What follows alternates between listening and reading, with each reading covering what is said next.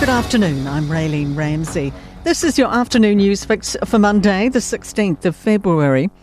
The Minister for Local Government's confident a review of Wellington's wiped-out wastewater plant will provide answers.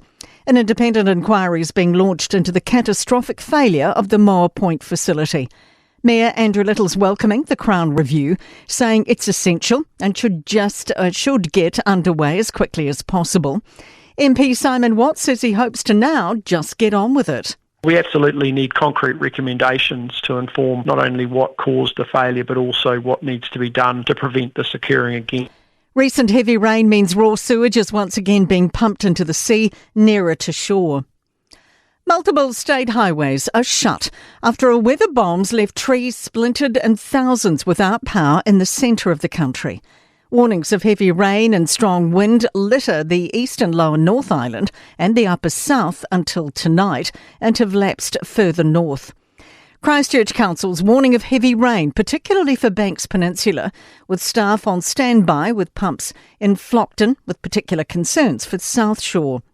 Rangitikei District Mayor Andy Watson says strong winds have devastated some farms. Literally, I was talking to somebody that had lost 100 pine trees. At this time of year, we have maize crops, and some of those crops will have been flattened, barley and wheat crops as well.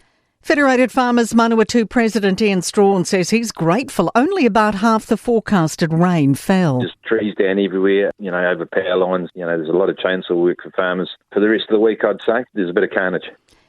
Meanwhile, Christchurch City Council has lifted a boil water notice for eastern suburbs, except for about 20 properties, because of bacteria likely linked to recent work.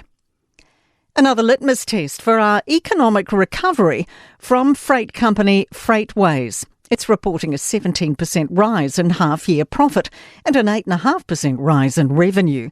Chief Executive Mark Trohere says for the first time in about 3 years, customers are sending more than before. Well, I think that'll be slow and steady from here on out, but I think we're at a point now where we're starting to see customers have a little bit more optimism.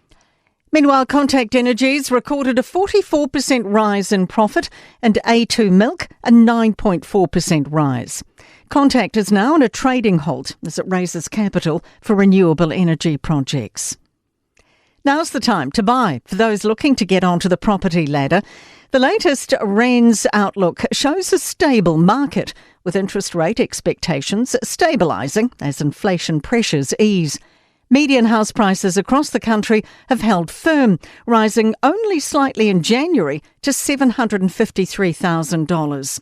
One Roof editor Owen Vaughan says these are the best buying conditions. Housing affordability has been good, and they've got a lot of choice. There's a lot of property that's hit the market. To sport, NRL Chief Executive Andrew Abdo believes Auckland and New Zealand as a whole is ready to embrace state of origin.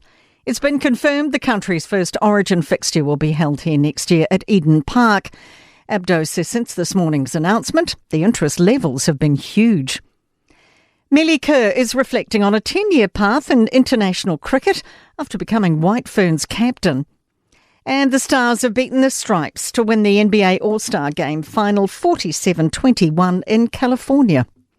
That is your latest news fix. We'll be back with the next update tomorrow morning from the Newstalk ZB newsroom.